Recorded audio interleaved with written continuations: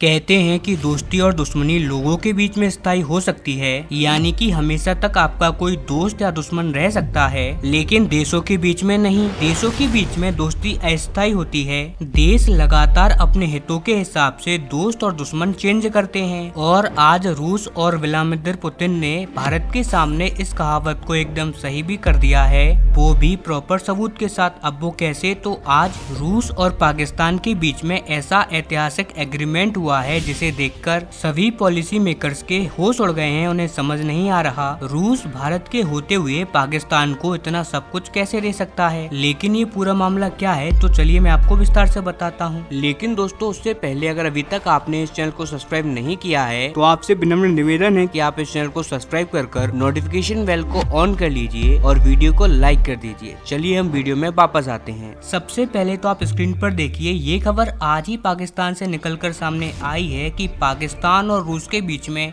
एक ऐतिहासिक व्यापार ट्रेड एग्रीमेंट हुआ है। इस व्यापार एग्रीमेंट के तहत 60 से ज्यादा ऐसी पाकिस्तान की कंपनियां हैं जिन्हें एक स्पेशल तरीके का व्यापार करने की छूट दी जाएगी रूस के साथ। रूस 60 से ज्यादा ऐसी फर्म और कंपनियों को अपने देश में बार्टर डील करने देगा। बार्टर डील एक बहुत ही खास प्रकार का व्यापार होता है जहां पर आम व्यापार में आप पैसे देकर सामान लेते हैं या फिर आप आपका सामान बेचते हैं और उससे जो कमाई होती है उसे अपने देश में लेकर आते हैं। ये नॉर्मल तरीके का व्यापार है। लेकिन बार्टर डील एकदम डिफरेंट है। बार्टर डील में होता ये है कि आप किसी देश को सामान के बदले पैसा नहीं देते, उसके बदले में सामान खरीदते हो। एग्जाम्पल के लिए पाकिस्तान में फुटबॉल का मैन्युफैक्चरिंग वर्ल्ड में सबसे ज्यादा होता है और रूस में सबसे ज्यादा फुटबॉल खेला जाता है। तो पाकिस्तान क्या करेगा, अपने देश में फुटबॉल का निर्माण कर रूस में बेचेगा, लेकिन उसके बदले रूस पाकिस्तान को पैसे नहीं देगा, बल्कि पाकिस्तान को जिस चीज की आवश्यकता होगी वो दे देगा। उदाहरण के लिए अगर पाकिस्तान को अनाज की आवश्यकता पड़ती, जैसा कि रूस में अनाज की उत्पत्ति भी ज्यादा होती है, तो रूस पाकिस्तान को अनाज देगा। ये तो मैंने बस आपको एक एग्जांपल दिया। कुछ इसी प्रकार से होती है बार्टर डील। हालांकि आप कहेंगे कि इससे तो पाकिस्तान को फायदा है,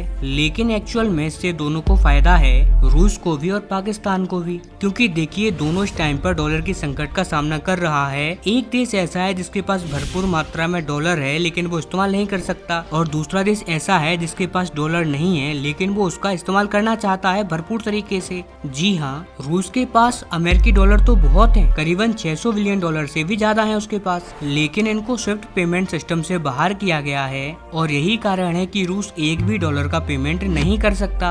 अब वहीं बात करें पाकिस्तान की, तो ये किसी को भी डॉलर दे तो सकते हैं, लेकिन सबसे बड़ी बात ये है कि इनके पास तो डॉलर है ही नहीं। इसीलिए ये डील दोनों को सूट करती है और यही कारण है कि दोनों देश और दोनों देश की मीडिया इस डील को बहुत ही ज्यादा ऐतिहासिक बता रहे हैं और कह रहे हैं कि दोनों देशों के बीच में आज तक जितनी भी व्यापारिक समझौते हुए हैं, ये उसमें सबसे ज्यादा बड़ी है, साथ ही ये बहुत ज्यादा ऐतिहासिक भी है। और ऐसा इसीलिए क्योंकि इसी डील को आधार बनाकर और भी ऐतिहासिक डीलें हो सकती हैं रूस और पाकिस्तान के बीच में। दरअसल जिस प्रकार से भारत और रूस के बीच में एक INSTC नाम की कॉरिडोर बनाने का यहाँ पर एग्रीमेंट है, INTC मतलब इंटरनेशनल नॉर्थ साउथ कॉरिडोर, आप स्क्रीन पर मैप में देख भी सकते हैं। ये स्टार्ट होगा रूस से और भारत तक ईरान से होते हुए पहुंचेगा। इसी व्यापार मार्ग के जरिए रूस और भारत जोड़ना चाहते हैं एशिया और यूरोप को, और दोनों देशों का मानना है कि इस रास्ते का इस्तेमाल करते हुए दोनों महाद्वीपों के बीच में कई ट्रिलियन डॉलरों का व्यापार होगा और इससे दोनों का फायदा भी होगा। हालांकि